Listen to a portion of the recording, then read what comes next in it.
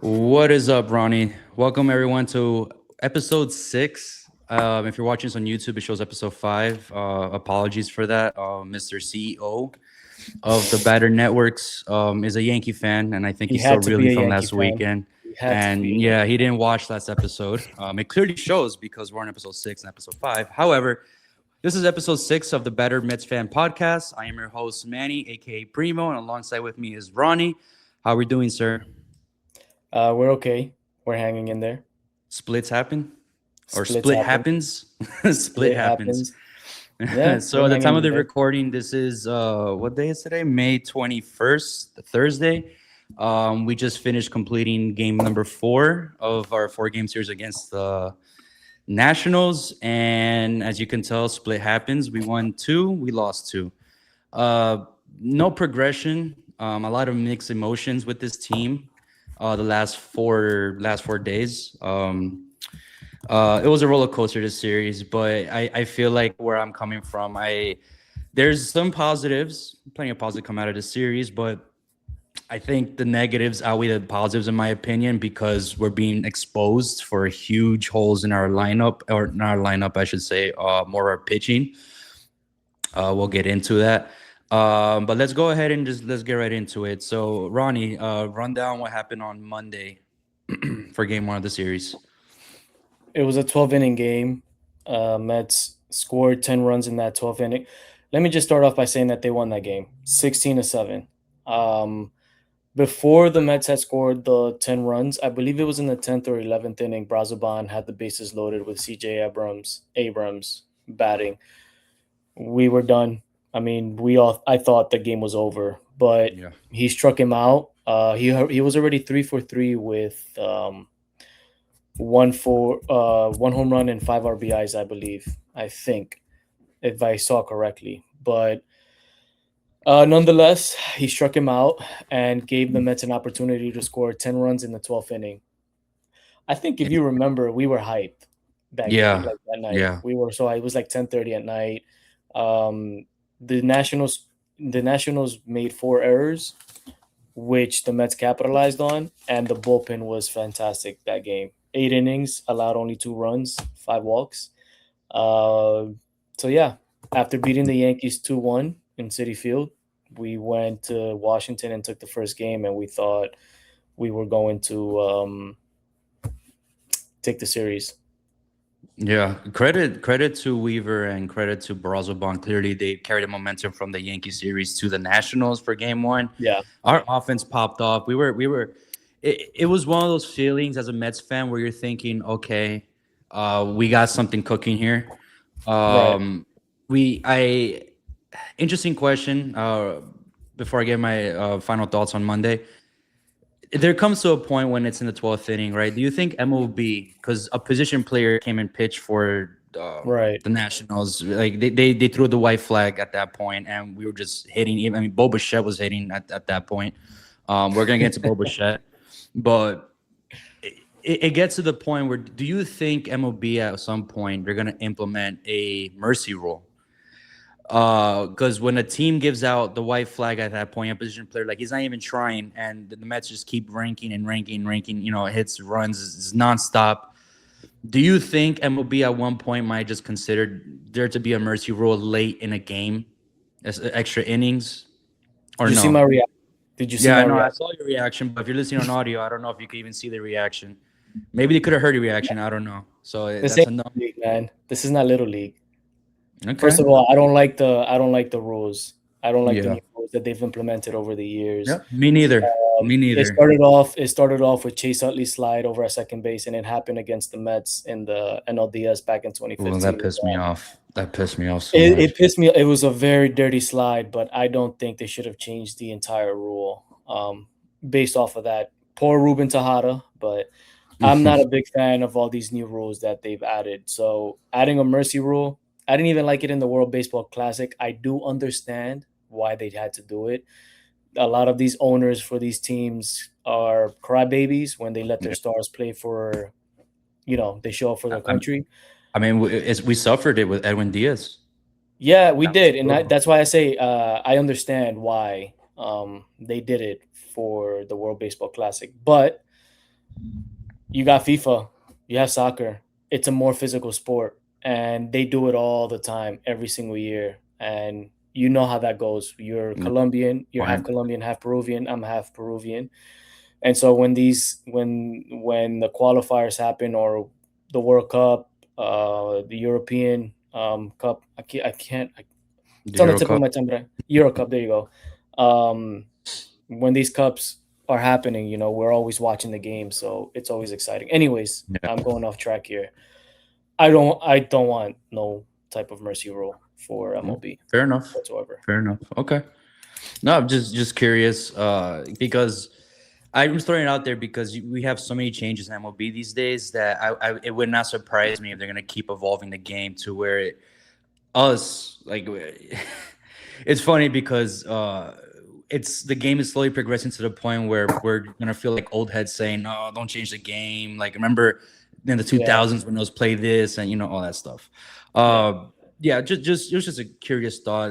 It kind of ran through my mind while watching that beatdown that happened on Monday.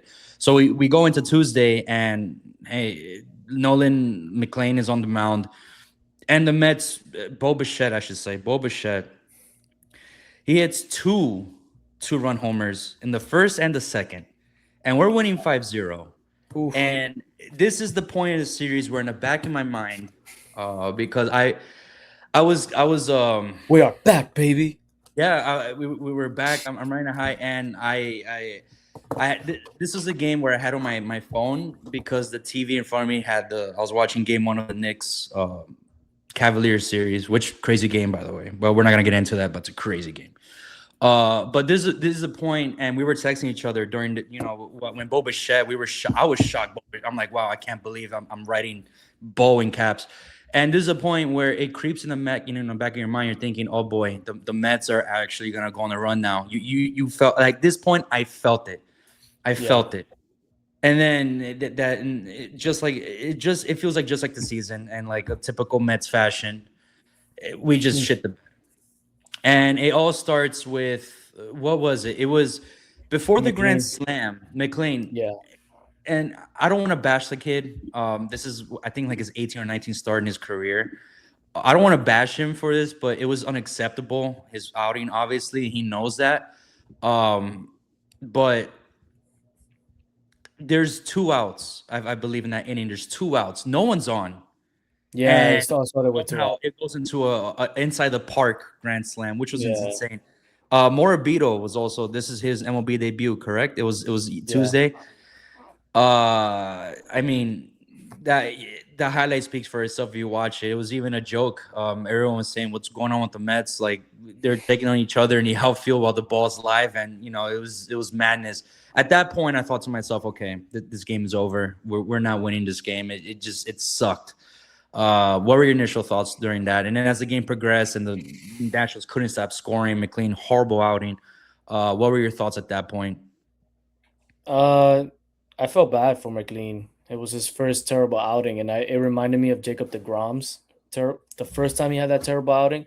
I can't remember if it was in 2014, 2015. I'll never forget that he went into the dugout crying, and Terry Collins was right there next to him. And I said, that right there is going to be the moment that Jacob DeGrom turns it around, and he's going to have a hell of a year. And look what he did after that. Yeah. Um, I felt like that's what this was for McLean because he came up last year. He's still a rookie this year.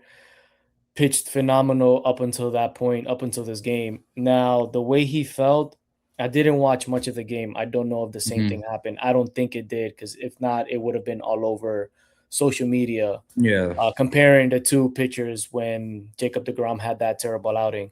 Yeah. But I hope that he learns from his mistakes. He learns from that outing, and he turns it around and continues to pitch even. He continues to pitch great, possibly even better.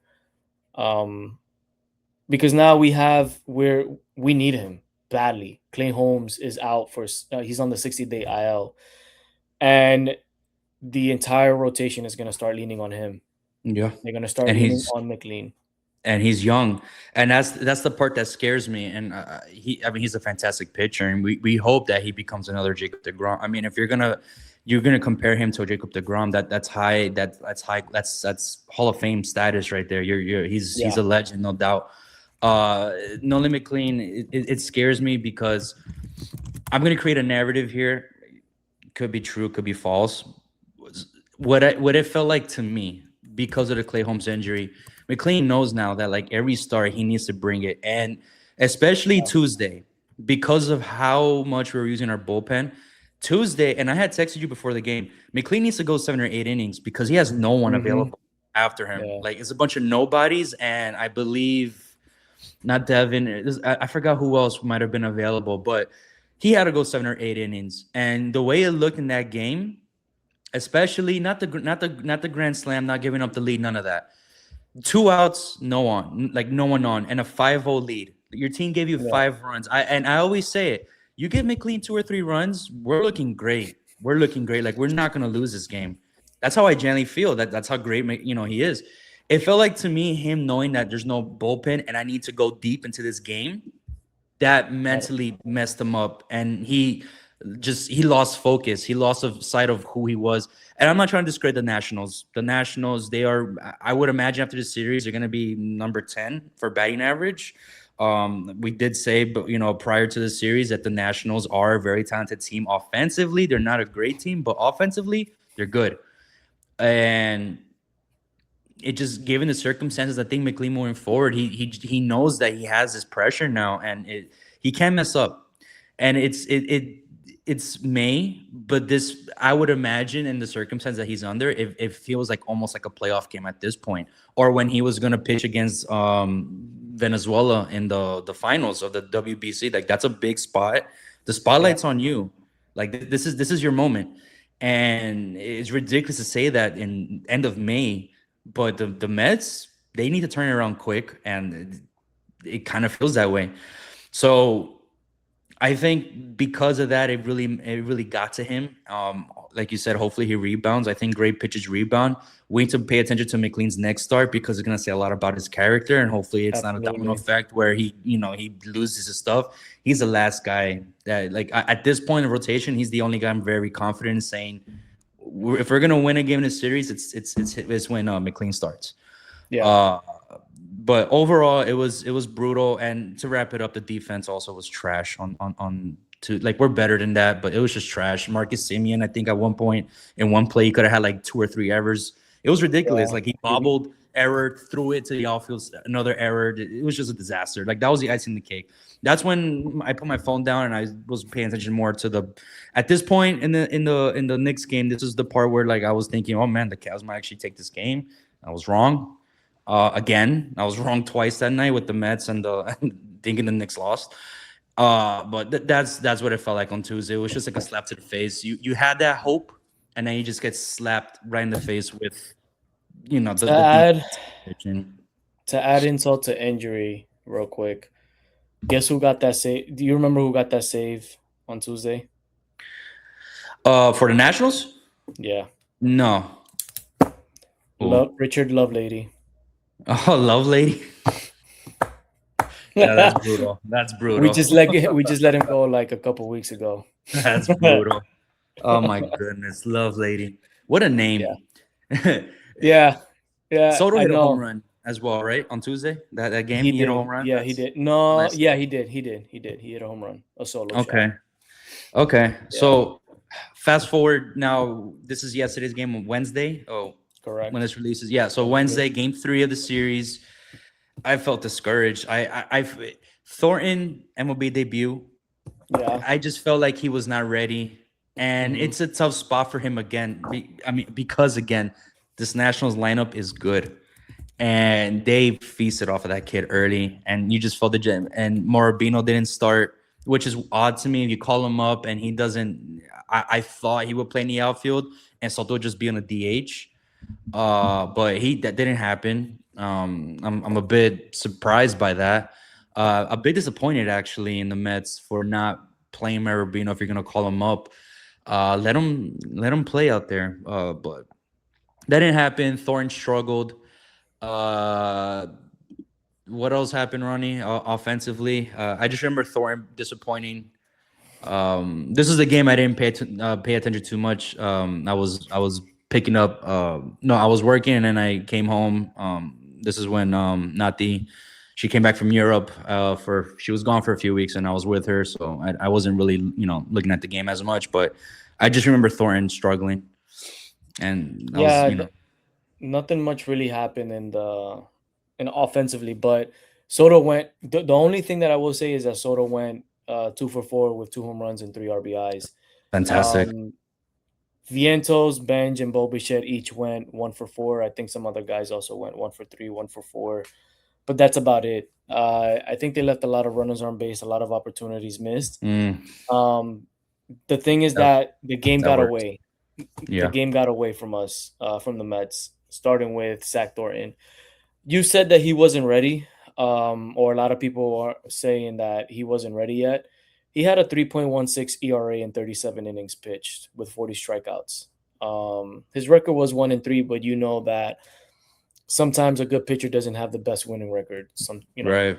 Yeah, It all depends on the offense and how many runs they can score. But yeah, it's fair to say he had a 3.16 ERA. I'm going to say I think David Stearns, he's either watching this podcast or he's fed up with people talking smack about him yeah, because they're just calling up guys now. yeah. I agree. And they're trying everything in their power. The game before you had Nick Morabito make his MLB debut. They had called him up, which he has a lot of speed, by the way. Um, so That's it'll be a good fantastic. it'll be interesting to watch over the next few months how they're going to play that out with Juan Soto in the mix when Luis Robert Jr. comes back. Um, I really hope they don't send these guys down. If they're going to send one guy down, Morabito, Yeah, I yeah. will say maybe trade Luis Robert Jr. Who's going to want to pick up that contract? Are the Mets actually going to trade him away if they become buyers in the trade deadline after signing, I think, a 2-year deal? But We might at this point we might have to because we are. I had mentioned earlier in the episode that we're getting exposed in a major hole in our pitching. It's our starting pitchers. That Clay Holmes yeah, injury killed, and it showed this series. It showed like we can't survive. This bullpen is, Ronnie. Like our bullpen shows that if we were in the playoffs, right? I feel so comfortable having a lead with this bullpen going. I feel like this team could definitely, go deep in a play. They could have a deep playoff run because of our bullpen. Like yeah. they could So definitely carry the slack, but they can't survive a long. They can't keep going like this. so By the let's time, let's let's get into that yeah, because let's go ahead and talk about game 4 yeah, because I want to get into the bullpen. This yeah. series it showed exactly what you're talking about. Um, I'm sorry to cut you off, No, you're but I good. don't. You're I want to stay. I want to stay on that topic. good. Game 4 today, as of this recording, Mets win 2-1. Um, David Peterson, phenomenal. I think It's this was fantastic, probably his man. his bounce back game. Did he start? I think he started. He started. I was shocked Yeah. by that. Normally it's Brazelbon to set the tone, Mm-hmm. and then Peterson goes like 4 to 5 innings. But he Yeah. I started think right at the I. gate. Impressive. Yeah. Brazoban came in the sixth afterwards. He went 5 strong innings, 4 hits, only one earned. Obviously, the score 2-1. He still needs to get control of his pitches though, because he's still giving up 2 or more walks every Right. start. Yeah, He gave he's a up little 3 wild. today. The bullpen went 4 innings strong, 1 hit, 1 walk, and four That's strikeouts. incredible. That's incredible. So bullpen, not much happened offensively. Obviously, the Mets only scored 2 runs, but that was off of Bo Bichette's what was it, 2 run single? I think it was a two-run single or two-run double. I don't remember. I think it was a single. Yeah. But So yeah, Bichette got 2 runs, and it just seemed like he had one hell of a series. yeah, It happened early in the game, right? Essentially it in the was. second inning, second or third inning, it happened in the third inning. Look at that. So he had a what's the word I'm looking for? Not walk off. The Yeah, go ahead hit yeah, in the pretty third much. inning. The bullpen got it. So Yeah, exactly. So he ended up finish going 8 for 18, 3 home runs and 9 RBIs in 4 games. Overall, the top 3 hitters, Bench, Bo, and Soto, they totaled the 407 batting average for the series. um, Nice. which is telling a lot because if we're going to add the players that are hurt back into the lineup, Polanco, who knows when he's coming Who back, knows? Luis Who Robert knows? Jr. If Vientos can continue hitting the ball and seeing the ball well, Brett Beatty can heat up, and then you got the young guys, Andrew Ewing, AJ Yeah. Ewing, the bullpen, 17 in a third, 17 in a third. You hear me? Yeah. 17, 17 and two-third innings. Yeah. Um, only allowed 6 runs the entire That, series. that's phenomenal. And given they would have gone more, but they needed a rest, and that was Tuesday's game. Yeah, And absolutely. Shaman Naya wasn't used at all, right? He wasn't used at all this series. He I hasn't pitched realized since that. he hasn't pitched since you crapped you shitted on him. Yeah, on the Yankee. Well, he I think he did. No, wait. Whatever. Let me not bring him up. Actually, no, I will bring him up real quick. Um, Shaman, I'm not gonna do that. I was just shocked. I know Thorin came in. I was just surprised. I was a little surprised by that because we haven't used Shaman Naya. Now that I think about it, why not just try at this point? Try Shaman Naya. I'm always for calling up guys if we need it, but I feel like the Mets right now are in a situation where if Manayo's healthy and he's not being used, he's making a lot of freaking money, and Hmm. he needs to do something. He needs to do Yeah, something, and he can't continue to sit and just do mop up duty in the bullpen whenever we decide to use him. If we're throwing a white towel or if the game's blown out, we're already up. We might as well throw him in like we did with Kimbrough yeah, this series when we were up, big. He gets too much money. At this point, I feel like just let him start. Let's just see where it goes, and have the bullpen ready instead of calling up Thornton. I don't think Thornton's gonna stay for long on the rotation because I don't Senga think so recently either. he got assigned earlier today. He got assigned to be minor A assignment.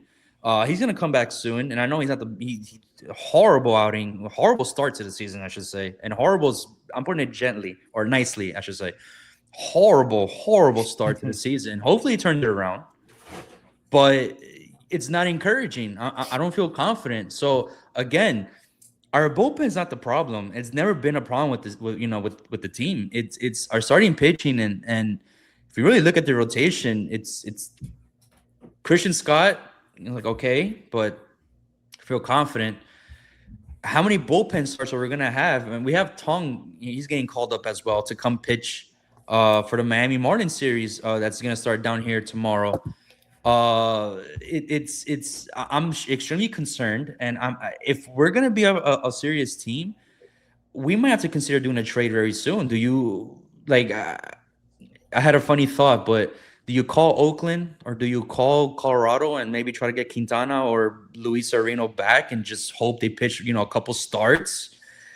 I'm sure they don't cost that much. I would imagine. Oh, You're you're not talking giving up an about arm and a leg yeah. to get these guys, but I mean, that's what I'm thinking. I feel bad. I feel bad for the bullpen. Like we're pretty elite, but damn, they're gonna get burnt out by summer, which is next month. At this rate. I wouldn't call either team for either of those players. Maybe No, Severino, but I don't think they'll go after him again. Um, just Serena's because, funny, man. yeah, he was good. I think he was part of that 2024 run that put him deep into the playoffs, and Yeah, but I don't think he contributed much, in my opinion. yeah, He's good. He's not that good to go after, especially when you have a team like this. yeah. Um, the player that I do want, though, and I've always said it, and I've been saying it for years, Sandy Alcantara. Alcantara. And that Um, was I wanted to talk about that today. We were supposed to have we were hoping for a guest. They do it's in the same network, by the way, Battered. If you haven't checked it out, well, I don't know if Met fans are gonna check it out, but if you're listening, there's the Marlins Battered Marlins fan podcast led by Mr. CEO of the Battered Fans Network, and I don't know he has a co-host. It's all Marlins baseball. I really want to run the idea with them. Is what would it take? What would it take to get Sandy Alcantara from the Marlins, and like how much would we have to give up to get that guy? Because it's within a division. how much would it cost to get that guy to our? Because we were in the rumors last year. If you remember, we We've were been in rumors highly for a considering while. it. It's been Yeah. connected for. So that's a conversation for another time. That would be fantastic, by the way, if we get Sandy out. I feel like him coming to the Mets would he deserves he deserves the attention. The Mets fans for sure. Like if he comes to New York, he's gonna get all the attention he needs, and I feel like he needs that confidence. He needs a change of scenery, man. I feel bad for him playing in He empty had Tommy stadiums. John, didn't he, a couple years ago? He did. He did. I had And mentioned. I was concerned about his health, and he wouldn't come back. But he looks like he could still be the same guy. I think this is he's a supposed to guy that be he changes scenery, and he will be elite. Yeah, this is supposed to be the year that he does after based on pitchers who've had Tommy John. This is supposed to be the year that he bounces back. He's having an okay season, Yeah. which is why I still would want him. And like you said, if he has a change of scenery and he wants to win, the guy he's competitive, he's elite. Um, so if he comes to the Mets and Yeah. they're pushing for the playoffs, I think he can turn things around. Speaking of turning things around, I'm gonna put the attention back in the bullpen again. Yeah. Uh, Back on the first episode, I think this was a couple weeks ago. I mentioned our closer, Devin Williams, and I said that Oh, uh, around that time he wasn't doing that great, but I was mm-mm. giving him the benefit of the doubt. April 23rd, he boasted a 10.29 ERA. In his last 10 games since, he's pitched 9 1/3, and he hasn't allowed a run in only That's 2 hits. He's going on a crazy run. He's having the Milwaukee Brewers run, where he was untouchable. Yeah. He's having that type of run. That's exciting. So he got the save again today. He got the save against the Yankees on Sunday. Um, I yeah, want to. he brought down his ERA to 4.32. That's great. Listen, in hindsight, you look at that. If you're just looking at the stats and you see that, go, oh, that's brutal. No, look where he started and look at it now. The trajectory is Right. going up for this guy. He's having great value. He's very important. He's a important piece of the Mets. That's Yes. fate. We got to accept it. He's earned it. He's earning respect in this city, at least on one side of the city. I was gonna say real quick. I want to talk about Dan Williams real quick after this, but going back to Sandy Alcantara that we had mentioned, it was funny you just say he wants to win. And you're very serious. I'm not laughing at that. But what's funny, you say that if you're watching on YouTube, he's like, he wants to win. Come to the Mets. And then you look over the record, 22 and 28. It was just for Hey, me, it was listen. funny. I was like, bro, it's a horrible sales pitch. But it is true. If he wants coming to the Mets would improve his chances of reaching the playoffs. Here in Miami, it's dead water for him. I'm sorry. It's dead water. You're going nowhere. You go to the Mets, you have an opportunity to change the team around and win. You're gonna see But that's win, what I meant. believe it or not. I snuck that in there because that's exactly Yeah. what I meant. He can turn the I things. know. He can turn not only the team around, but himself. Change of scenery, Exactly. and then Exactly. we He could have, be elite. and he's a veteran. So losing Clay Holmes, a veteran. Mhm. Senga, he's inconsistent. I'm not Yeah. starting to. I'm starting to dislike him a lot. Yeah. And Unfortunately. if he comes back within the next 2 weeks, I think you're gonna hear a rant from me. I Uh-oh. haven't ranted. I haven't had a rant from the Mets in a while. Not But yet. I think I'm very I excited. think summertime, that's when you start to really. I think summertime is when you start to really. I didn't mean to interrupt you, but for people out there that don't know Ronnie too much, it's usually summertime. I remember it's always summer, and we need to make moves, or it's at some point there is where like the losses, it gets on your skin more, and then that's when like you just paragraphs, and I'm like reading it, I'm like, damn, yeah, he's I angry. think the last time I really went in was the Padres series in 2022, the wild card game. 23 That was 2023. rough. Yeah, 2023 really didn't happen. I wasn't expecting anything. 2022 was supposed to be the year. Yeah. 2024, obviously, I wasn't expecting anything. That run was surprising. And then last year, Yeah. I gave up. Yeah. We don't even to get into that. I gave up. Real quick, I do the only thing that upset me today with the Mets Devin Williams got to save. We won. Like, hooray, we split. But there was a moment in the game in the top of the ninth inning, bases loaded, no one out. You got to score. Oh yeah, man. You gotta put the game out. I There was was pissed. no reason to put Devin Williams in there because now what you do is you limit his availability for the Marlins. Mhm. And uh, let me see. As it stands, I know the Marlins were losing to the Braves, but as it stands, if the Marlins if it's they're losing 8-3 right now. They're unless a miraculous comeback happens against the NL East um, leaders at the Top moment, dog. we're jumping to fourth place. The Marlins are dropping to fifth place. Oh, it So, finished already. 9-3. oh, it did? Oh, Speaking of Alcantara, Alcantara. Alcantara got the loss. Yeah, He he got the gave up. loss. There you go. He needs to get Yeah. out of Miami. But what I'm trying to say is Devin Williams, not for nothing, but like the Mets still show, like they show flashes that they could be a legitimate, like good 500, above 500 team. But you also see they're not a good baseball team, and Mhm. I mean, we're a young team. We're the most expensive young team in baseball. Let's put it that way, because we have millions of dollars being spent on players that are not in the locker room at the moment because they're injured. But Right. you have you're seeing the growing pains and inconsistency with this ball club. So they're not a great team. We're playing another bad team this weekend. Well, worst team, but their lineup is pretty good. Like they have some talent. It's always there. They can't seem to win.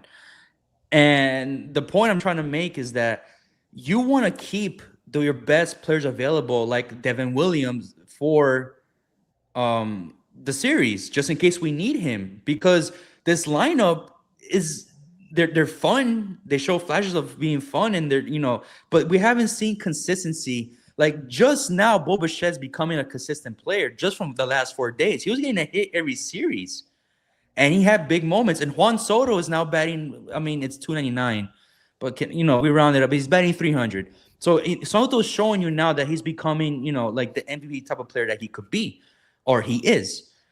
This Yeah. lineup is slowly coming. They're coming together. This lineup, but our pitching now is putting pressure on the hitters to perform. They have to overperform. You're asking a lot from these players, and it might be close games. That's the point I'm trying to say is there might be some close games. There might be situational baseball where you need to put in Williams. But because of today, because your offense couldn't produce enough runs to like not have to use him, you could use someone else. It's frustrating. And that's the whole thing with this series. My final thoughts on the series of Nationals. There were so many mixed emotions on my end where I had belief. I felt great. It was energetic. And then I was pissed. I was so confused. I don't understand why we're calling up, how like the Mets frustrated me to a point where the little things like not starting Marabito, it just pissed me off for some reason, and I don't understand. And maybe it's because it's not a good matchup for him, or I don't know. But it's just small things that it just agitates me. The errors, like we're like the Mets are not a bad defensive team, but then I see 3 or 4 errors on the scoreboard. I'm like, what the hell is wrong with this team? It's so frustrating against the Nationals. So that's not just final thoughts. There's so many mixed emotions, and when you have so many mixed emotions, it's the clear definition of inconsistency. Yeah. And we're 6 games under. Like it's not. It feels far away, but it's also like if you just reach out, you could just feel it at that you're on your fingertips that we're right there to reach 500. But it's so inconsistent, and I have so many questions, and there's so many things the Mets have to do now from the pitching aspect to get it together and do another run. It just makes you feel a little less confident in the ball club. So that's just my final thoughts. Before I ask for your final thoughts, Ronnie, let me ask you. I'm gonna ask you for awards time. It's the hard hat and the Que Pena awards, and then your final thoughts for the Nationals. Then we're gonna shift to the Marlins, and we'll wrap it up from there. Who's your hard hat winner, and who's your Que Pena winner? I have Bo Bichette as the hard hat winner Yes, to I am make up with you there. for Sunday. I said I was gonna give the entire Mets team the hard hat, but I couldn't because of him, pretty much. Shout out to Bo for watching our podcast. He shut me up. Shout out. Yes, Me sir. too. And Me too. Get Pena award. I think I'm gonna go with. I'm gonna have to go with McLean. Mm-hmm. We always talk about the Mets need to score some runs on him. For him, the Mets did that, and I think I texted you and the guys, and I was like, "You guys, the Mets offense was like, you wanted us to score runs, and then you pulled this shit off." Yeah. Yeah. Um, Again, so yeah, inconsistent. It's inconsistent. This team yeah. it drives me crazy. I agree with you 100%. Hard hat is Bo Bichette. Hopefully he wakes up. Hopefully he's the start of it. And I joked about it. I said, wow, I took a third baseman. By the way, did you see what happened with the umpires? How do you not know the rules? That Bro, surprised me. There was a game delay. They didn't know that you could put position players to pitch in extra innings. you know that we saw that against the Tigers in that series. They Really? had put a position player, yeah, on the mound, and I'm saying like it just happened a week ago, and Oh, I'm because I sure it thought you were happens. gonna happen again. No, it happened against the Tigers. They had put a position player. I believe. Yeah. I know I wasn't seeing things. I saw the guy lobbying the ball to home plate, but it just happened a week ago, and I'm sure it's not the only game since then that it's happened where a position player goes on the mound. It's not, but like it's just that crowd, like you You know want to get what? into umpires? You want to get into umpires? We Take a could look. No. Quickly, tell me. just take a look at how many challenges they've lost, or how many challenges have been Yes. Yeah, overturned. wasn't there was a stat where it was like I think there was a game when there was like 7 or 8 ABS challenges where it went against the umpire's call, if I'm not It's mistaken. unbelievable. It's unbelievable. God, It's like they're rooting. It's like they're rooting to lose their job. the ABS is not helping the refs at all. It's not. It's a bad look. It's wildly Yeah. inconsistent. You know what, Ronnie? Uh, I agree with you with the hard hand that Kepena. You took it away, but the Kepena, I'm gonna give another Kepena award. Okay. The umpire that calls a game delay on Monday. How do you not know the rules? Your job is to know the rules. I'm sorry, but if your job is to know the Code by rules, code. Code by code. yeah, I'm sorry, you have to. And it's not a knock on them, but when you're that old, you've been there for a while. You're a veteran. Yeah. There's no reason why it should be a long game delay to have this. It blew my mind to have a game delay because you didn't know that a position player could go and pitch during extra innings. Like that just it blew my mind. Regardless, your final thoughts on the series, Ronnie? I Before share the one? same frustration. It's confusing. It's Yeah, just, but it's our life as Mets fans. split We put up happens. with it. Split happens. There's nothing much that I can add to that. All I can say is that I hope this is the start of everybody waking up and coming together as a team. It's starting to look a little funky. The fact that they're coming together as a team without Lindor, and supposedly he's supposed to be our captain. That's a narrative So narrative we could talk about on Sunday. That's a yeah. good conversation to have. I've been wanting to talk about that for a while. I think we need to start talking about that.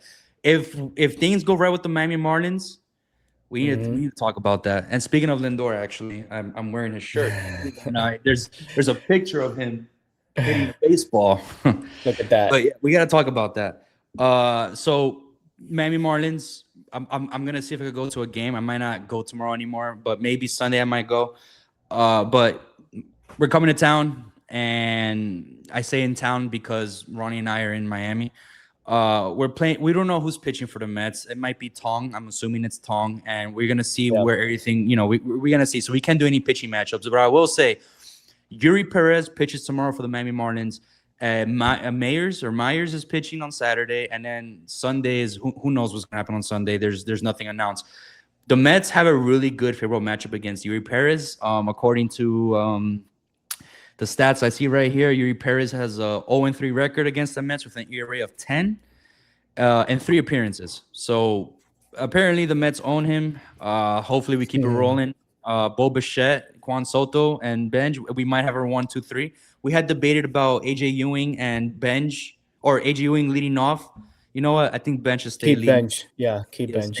and keep Ewing down there. Got a spark on the bottom of the lineup that could go into the top of the order, and good things are gonna happen. And against Mayors, I believe the Mets are 1-1 against him. He has an ERA of almost 4 against the New York Mets. We got to see what's going to happen. Obviously, the Miami Marlins have a stud in Otto Lopez. He's the league leader in batting average, which is insane. Kyle Stowers, in my opinion, I mean, if I had to choose a player from the lineup, Xavier Howards or Kyle Stowers to me looks like the fun piece I would love to take from the Miami Marlins. I'm more leaning towards Kyle Stowers. That kid's a stud, in my opinion. And I think he will have a great career in MLB. But you're looking at the lineup: Otto Lopez, Xavier Edwards, and Kyle Stowers. Look out for them. Owen Casey is also another player who's kind of tricky. Don't want him to get hot. I think Owen Casey always tends to have like a pretty decent matchup. He matches up pretty well with the Mets, if I'm not mistaken. Ronnie, any thoughts on the Miami Marlins and your predictions for the series? I'm not concerned. Unfortunately, I don't think much of the Marlins. Fair enough. The only time I cheered for them was back in 2003 against the NYAL team. And they made it to the playoffs back in 2020 when there was a short season. So you put an asterisk on that. Yeah. And what's it called? I'm not okay. I say that to be funny, although I'm serious. But it's do or time now for the Mets. They need a sweep. I said this on Sunday. If they can easily sweep the Nationals, I think you said take 3 out of 4. They could have easily taken 3 out of 4 this series. A sweep is a little bit hard, but I tend to be harsh on the Mets just because I need them to do better. But now it's do or time. They need a sweep. They need to get back within 2 closer games to 500. Yeah. And I think this is the series that will tell if the Mets are serious or not. It'll probably determine, in my opinion, if they're going to be buyers or sellers by the trade deadline. So I know the bullpen for the Marlins are shaky. The Mets can easily, with the way this Mets team has been hitting, I think they can easily get away with having the Marlins starter only pitch 3-4 innings and get into that bullpen quick and tire them out. That's the way they can sweep. Because by Sunday they'll already be beat down, and it's easy money for the Mets. Okay. So you're going with sweep. Again, I would hope so. I'm gonna say I believe 2 out of 3 the Mets will take. There needs to be a drop in there, and I don't know who's pitching Sunday. That's my concern. I don't know who's gonna be available to pitch on Sunday. That's my other concern. And I don't know who's pitching tomorrow. And I know the Mets have Yuri Perez's number, but who's pitching tomorrow? If it's Tong, I don't know, because if Tong is going to pitch and let's say he has a shaky start, or let's say it's not pretty for the Mets, what you're risking is the Miami Marlins batting their lineup, getting confidence, getting hot, and they're a pain in the ass when when their offense is rolling. They're an extreme pain in the ass as we seen in the past. When that team is rolling, and I've been to a lot of games when the Mets are in town, and I've seen a lot of Mets victories, but I've been in those series when the Mets lose on Friday, they don't win the series because I go to 2 out of 3, and it's always a split, and then we lose the last one or we get swept, or not swept, but we lose 2 out of 3. But yeah, that's my opinion. I think the Mets take 2 out of 3. There's too many question marks. I don't have the confidence to say that they will sweep. I don't feel confident. I feel like they could. I'm not saying they can. It's not possible. It's just too many question marks for me. I don't have the confidence to say we're going to kick their ass. But Devin Williams pitching today really did piss me off. I think that was a letdown the Mets offense, and I hope that doesn't bleed into the weekend where too many opportunities to blow the gate open, and we just don't take advantage of it. Outside of Bo Bichette and Juan Soto. So that's just my thoughts. I think we went 2 out of 3. The next time we record will be 24 and 29, and you're going for 25 and 28. 28. That's fair. I mean, again, chop and chop. So we get to 500. If they can sweep this series and make their way back into Citi Field 3 games away, they'll be playing the Nationals again. In Citi Field, they can get a winning streak going. I think if we sweep the Marlins, I truly believe we'll be 500 or 1 game under 500 by Thursday. Time next week, going into June. Yes, correct. Which that'll be amazing. You're gonna see confetti in shit hanging from my office. So with that being said, if you're listening on audio, thank you for listening. If you're watching on YouTube, please like, share, and subscribe. Till next time, Ronnie, LFGM. Yes, sir. LFGM.